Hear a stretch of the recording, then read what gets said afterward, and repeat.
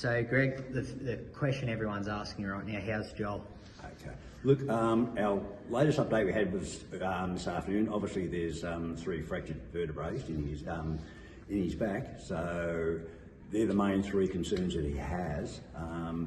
At last report we heard they're doing some more x-rays, some more tests and that, and they've moved him up to Melbourne to the Alfred hospital, where they'll be doing some more tests on him as well.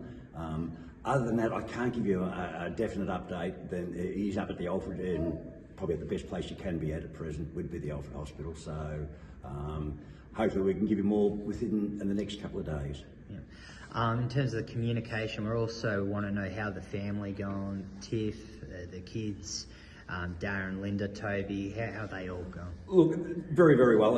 It's hard to. It's obviously they're upset, which is expected from them. I did actually manage to speak to Linda this morning.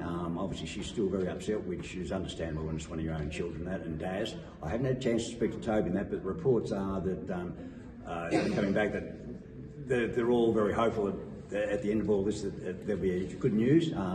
Also, with his wife and the 2 children that they have got, I believe they're up in Melbourne with them at present, or they're going to make a little stay place up there for them to be with Dad, which will make them quite happy as a family. I think you'll find for it'll be tremendous for them. But yeah, I just can't give you any more details than what we have here because we don't want to keep annoying the family at this stage. Yep.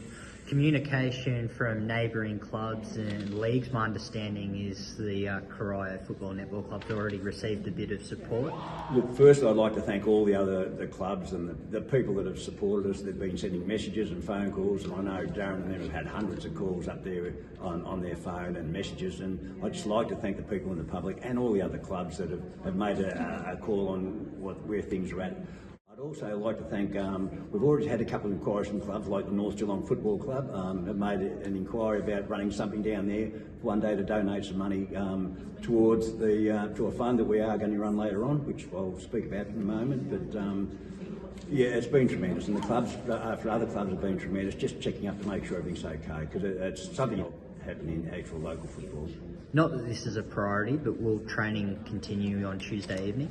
Yes, training will continue. Whether Darren will be down here, I can't guarantee that. But we have a leadership group, which they're a great bunch of guys, and with Nathan Kenyon and these type of guys, they'll be down here, they'll run training, and they won't miss a beat because they've been involved from day one, so they know where they're at, what they have to do.